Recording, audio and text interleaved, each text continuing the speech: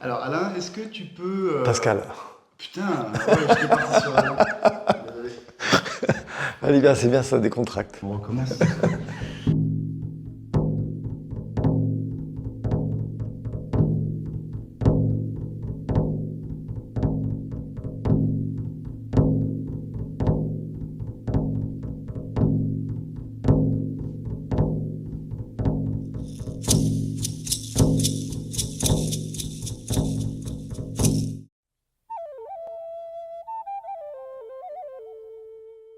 Alors, moi, je pense que j'ai un vrai parcours. J'ai un vrai parcours avec des événements de vie qui m'ont conduit à ça. J'ai eu un très grave accident de moto plus jeune. À une époque, je pensais que j'allais être sportif professionnel. Et cet accident de moto, j'avais 16 ans, a changé tous mes plans et m'a fait entrer dans l'état de conscience modifié parce que j'étais dans le coma. J'ai vraiment failli passer. J'en porte d'ailleurs quelques séquelles. Ça a été un élément clé, même sur l'état de conscience modifié. Parce que dans l'état de coma dans lequel j'étais, j'entendais ce qui se passait, j'ai pu faire des expériences avec mon corps. Donc ça m'a vraiment intéressé. Ensuite, c'est un parcours de vie, c'est des rencontres humaines. Au niveau des maîtres, moi, j'ai jamais été quelqu'un qui suit une voie absolue, qui suit un maître, mais plutôt des mentors. Euh, Comme tu m'as fait remarquer il n'y a pas longtemps. Et le mot est juste, oui, on ne peut pas dire que j'ai eu un maître, plutôt des mentors ou plutôt des gens où quand je voyais leur énergie, je me disais, cette partie de là, j'ai envie de l'intégrer. Donc j'ai eu Thierry Cœur de Roy, peut-être Françoise Desrosiers aussi, et James Gelous aussi, que j'ai croisé plusieurs fois et qui avait cette façon de rayonner. Quand tu le voyais arriver, tu te disais, tiens, lui, il est à l'ostéopathie, ce que Freud devait être à la psychanalyse. Quand il arrivait, tu sentais que c'était quelque chose, quoi. Et donc, c'est plutôt ces brides d'énergie que j'ai voulu rassembler en moi pour trouver ma voie, enfin mon énergie. Et à la suite de ça, j'ai expérimenté beaucoup. J'ai eu la chance d'avoir énormément de patients. Je ne sais pas si un ostéopathe a déjà plus travaillé que moi en ostéopathie, donc ça a été un terrain d'expérimentation, de jeu. Et puis après les voyages, j'ai travaillé pour des associations humanitaires dans des conditions extrêmes en Colombie, avec les FARC qui n'étaient pas loin, en pleine forêt amazonienne. J'ai rencontré des chamans qui m'ont pris sous leur coupe. Des rencontres humaines, et puis j'ai fait ce lieu dans la Drôme, qui est un lieu qui me permet de faire vraiment ce que je veux, un lieu qui est magnifique, qui est totalement en dehors des villes, et donc qui est au sommet d'une montagne, dans lequel je permets des immersions aux gens, et ça me permet d'aller voir jusqu'où on est capable d'aller, jusqu'où je peux les emmener, et de noter les résultats, et à chaque fois d'essayer de progresser, et de faire un cours actif avec des remises à jour régulières. Et c'est génial, je m'éclate. Alors dans l'esprit, elle est proche de l'esprit, là, en l'occurrence des maîtres, c'est-à-dire vraiment les gens qui ont fait la biodynamique au 19e siècle, début du 20e. Et donc la base, la limite de la biodynamique, c'est de ne pas s'intéresser aux influences du psyché dans le corps. Alors que jusqu'à preuve du contraire, le cerveau fait partie du corps et un des buts principaux du cerveau, c'est de recevoir des informations du corps et en envoyer. Et à chaque fois que je faisais des pratiques avec les enseignants biodynamiques, et j'en ai eu plusieurs, on disait, dès qu'on sentait quelque chose qui résistait, on disait « ça c'est du non résolu, on ne s'en occupe pas ». Donc ça m'a gêné et j'ai développé à partir de là les enseignements que je fais. Donc j'ai gardé le principe originel de la biodynamique, c'est-à-dire écouter la santé. Ce que j'ai pu remarquer, c'est que la santé est absolument partout, ça c'est le discours de la biodynamique, et que quand tu portes ton attention à une force de santé qui est conceptualisée en biodynamique par le mouvement respiratoire primaire, en tout cas par un mouvement de vie dans le corps, quand tu portes ton attention, il y a un phénomène physique qui se fait, ça augmente cette puissance-là. Et donc, quelquefois, quand tu sens la santé, c'est exact, la santé, tu l'augmentes, et quand tu sens la souffrance, quand tu portes ton attention à la souffrance, elle augmente aussi. Est-ce que c'est parce que c'est une force particulière, cette souffrance, cette tension que tu ressens dans les mains, qu'elle va augmenter ou est-ce que c'est parce que tu écoutes la santé qui est contenue dans la souffrance que cette santé va augmenter et va commander à la souffrance de se dissoudre dans le meilleur des cas ou de se présenter parce que la santé veut faire de la place et pour faire de la place, ce qui n'est pas résolu se manifeste dans le corps et mon travail, et c'est là qu'il y a une différence avec la biodynamique classique, c'est quand on voit qu'elle se présente, c'est de lui faire coucou, qui es-tu?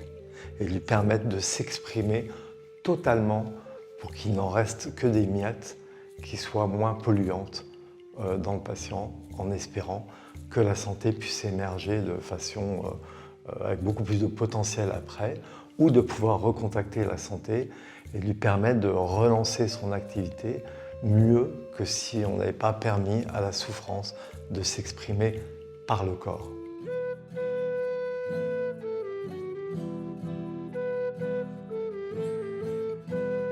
J'arrête pas les gens dans la rue lambda pour dire je vais vous faire sortir l'émotion qui n'est pas résolue à l'arrière-plan.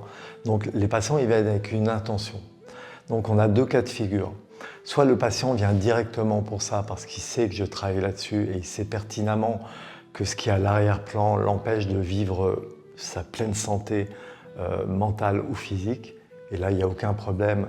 On va faire une anamnèse, je vais trouver les traumas émotionnels ou les environnements émotionnels polluants ou des choses qui sont encore plus loin comme des vibrations, des informations transgénérationnelles ou qui appartiennent à l'inconscient collectif ou ce qu'on peut appeler aussi dans la psychiatrie, on commence maintenant à parler de ça, des infestations. C'est-à-dire que l'impression que le patient est habité par quelque chose et on ne sait pas d'où elle vient.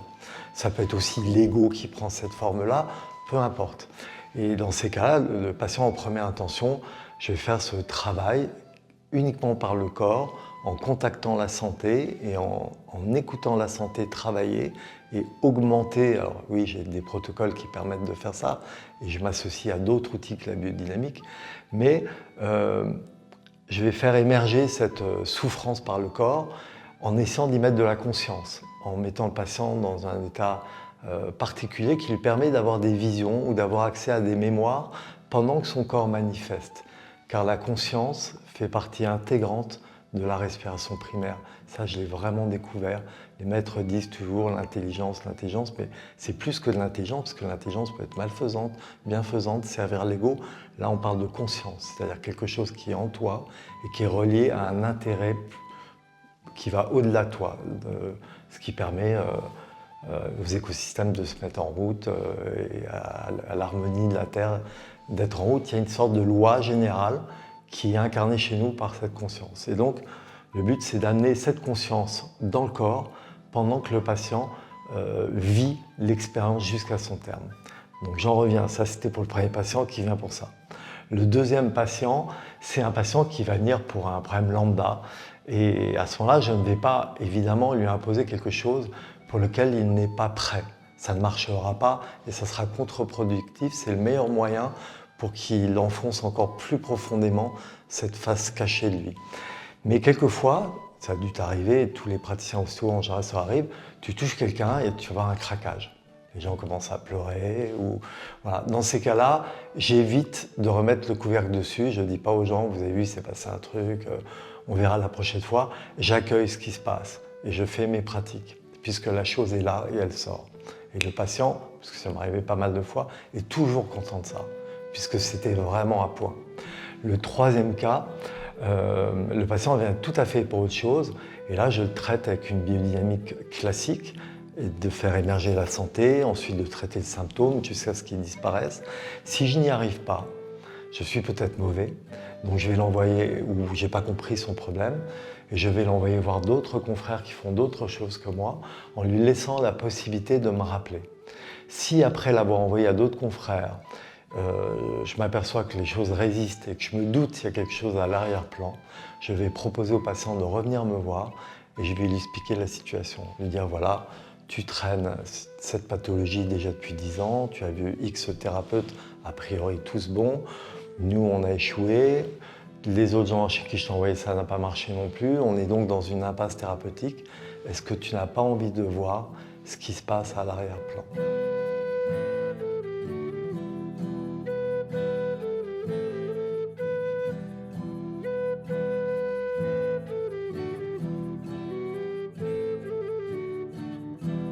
Ici, il me dit oui.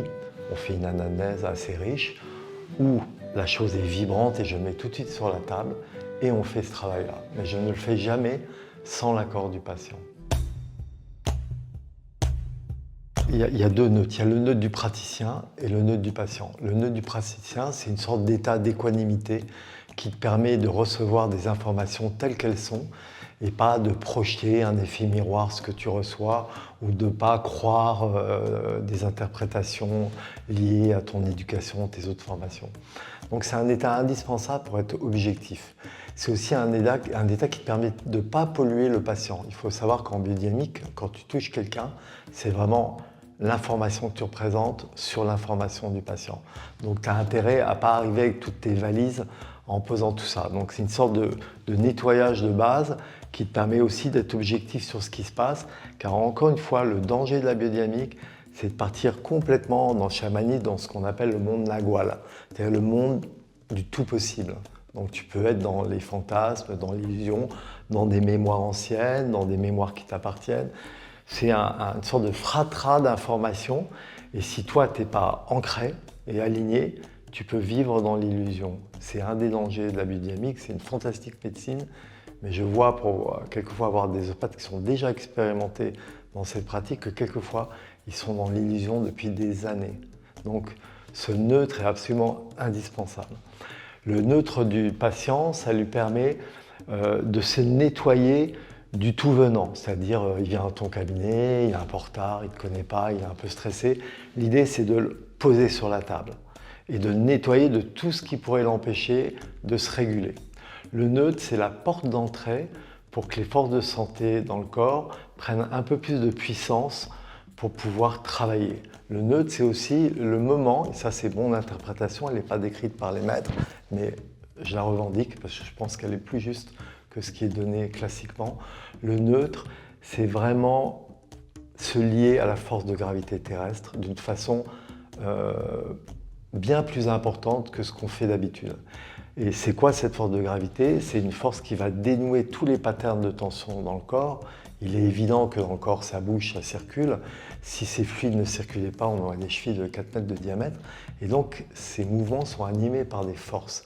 Ces forces ont un seul but, c'est pour ça qu'on les appelle des marées, c'est de pénétrer dans tous les endroits du corps, de revenir et de nettoyer, en tout cas d'entretenir la vie dans le corps.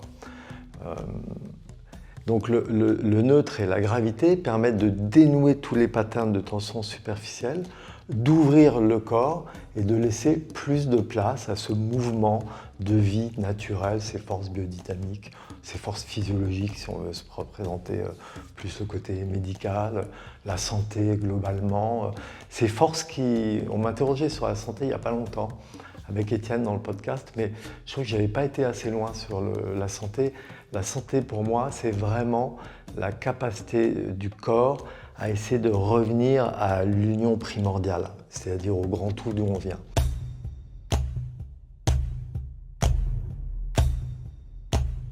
Pour moi, la santé, c'est cette force qui essaie de nous ramener à l'unité permanente et qui est métabolisée dans le corps par ce qui a l'air-plan de ce mouvement de marée. Évidemment, on n'y arrive jamais complètement parce qu'il y a un programme génétique qui nous permet de mourir, heureusement, pour laisser un peu de la place aux autres et s'adapter aussi aux environnements qui changent. On ne pourrait pas muter assez vite pour s'adapter à des environnements qui changent. Et donc, il y a vraiment cette notion de santé, c'est retrouver l'unité. Et je l'ai retrouvé ici aussi avec des patients qui sont... Il y a beaucoup de gens qui viennent, qui sont déprimés. Et quelquefois, on ne trouve absolument aucune origine à cette dépression. Ils ont une vie qui devrait être heureuse, des parents qui ont été aimants, qui ont pris conscience de ce qu'est une éducation correcte pour les enfants, leur laisser la liberté du jeu, les rendre heureux. Et pourtant, avec des problèmes existentialistes. Et quelquefois, il y a cette dépression de ne plus être dans la matrice originale. Vraiment. C'est pas simple à soigner, mais la conscience est importante par rapport à ça. Maintenant, je voudrais revenir juste 2 mots sur le modèle biodynamique. Il faut savoir qu'il faut enlever le côté un peu gouroutisant de la biodynamique. La biodynamique, c'est un modèle. Un modèle, c'est pour essayer d'expliquer comment on peut accéder à la santé par les doigts et la faire réagir. évidemment, le modèle n'est pas juste. Mais jusqu'à présent, c'est ce que j'ai rencontré de plus efficace pour ce genre de choses, pour accéder à la santé, la faire bouger. Après, tu peux le discuter, il y a des notions, des termes qui sont vraiment très particuliers quand on les entend la première fois, comme le souffle de vie, le pur souffle de vie. C'est un modèle, il a fallu trouver des mots, ou l'immobilité dynamique, il a fallu trouver des mots pour le trouver. C'est un modèle, mais un modèle qui marche bien, voilà, et qui est critiquable, évidemment. Voilà. Et là où c'est dangereux, c'est que les gens puissent penser que de l'extérieur, que c'est une pensée unique. Et c'est là qu'il y a danger, ou que des gens qui le pratiquent pensent que ça soit une pensée unique. C'est là le danger, en fait. Tous les deux, on présente presque les extrêmes de ce qui se fait en ostéopathie. En fait, on s'est rendu compte en se rencontrant qu'en fait, on parle des mêmes choses. Tu vois, tout ça, c'est des histoires de compréhension, de communication. Et les gens, souvent, critiquent ce qu'ils ne connaissent pas. Mais c'est pour ça que j'aime bien expliquer que c'est pas du tout un truc... c'est même très rationnel. Moi, je trouve que le modèle biodynamique est beaucoup plus rationnel que le modèle originel crânio-sacré, sur les mouvements des os du crâne, alors qu'ils sont complètement fixés. Les chaînes de roue dentées ont servi au développement de l'embryon, mais sur l'adulte, voilà, ça donne rien. Pourtant, j'ai beaucoup expérimenté. Alors que dans le modèle biodynamique, tu touches simplement tu touches la vie, et avec un peu de sensibilité, tu sens du mouvement. C'est aussi simple que ça. Alors, sur le plan du mental, déjà laisser passer les pensées, ne pas s'accrocher aux pensées. Les bouddhistes ont un terme, ils disent laisser passer les nuages dans le ciel sans les laisser s'agglutiner. Quand elles s'agglutinent, ça fait des histoires. Dès que tu commences à être dans une histoire, tu élèves ton niveau d'activité mentale, donc ce sont des hertz, et comme ça se conduit au corps, tu vas créer une vigilance dans le corps, un resserrage. Donc l'idée, c'est de calmer le mental et de ne pas imaginer que tu puisses faire le vide avec le mental. Si on peut le faire, le vide, ça doit être des méditants professionnels hyper expérimentés. Moi, je passe ma journée à méditer sur les gens, je n'arrive pas à faire le vide, mais juste à laisser passer les nuages dans le ciel et l'esprit se calme. Et puis alors, sur le corps, c'est l'ancrage au sol et de sentir vraiment que tu es enraciné dans le sol, mais encore là, c'est trop conceptuel. Donc l'idée, c'est de repasser par le corps, c'est-à-dire de sentir que ton corps, comment la traction terrestre m'attire. Donc de sentir, je me laisse aller, ok, j'enregistre. Waouh, ce poids, je commence à sentir mes épaules, ma tête, mon corps, voilà, je m'effondrerai plutôt vers la gauche. Ok, et je me redresse. Ok, et j'apporte juste la force qu'il faut pour m'aligner par rapport à ce que j'ai senti en bas, pour être moi, Pascal Ancelin, bien incarné. Et d'imaginer que mon esprit, pour pas qu'il soit bloqué dans mon mental, que mon esprit est capable de capter tout ce qui se passe autour. Alors là, on est dans un monde qui est un peu invisible. C'est difficile de dire, là, je laisse les photons me traverser, les neutrinos, c'est encore un concept. Donc l'idée, c'est de ressentir les choses. Donc de les ressentir en te projetant sur les choses que tu connais. Par exemple, la nature qui est autour de toi, la pièce dans laquelle tu travailles. Et donc là, tu crées un équilibre dans ton corps entre cet alignement, cette force de gravité et ce qui se passe autour. Le but final, c'est de le ressentir dans un seul espace. C'est là, dans le cœur. Quand tu fais de la méditation, particulièrement associée à la biodynamique, tu t'aperçois que dans l'espace dans lequel tu as les organes vitaux, le cœur et les poumons, qui te lient au monde extérieur et qui t'alimentent de l'intérieur, et dans lequel tu rejettes aussi de l'extérieur, eh bien, ces endroits-là, quand tu as l'habitude de contacter la tranquillité qui est à l'arrière-plan, ça te crée une sorte d'ancrage. Charles Ridley, qui n'est pas ostéopathe, mais un grand penseur de la biodynamique, dit que c'est vraiment ton immobilité d'ancrage.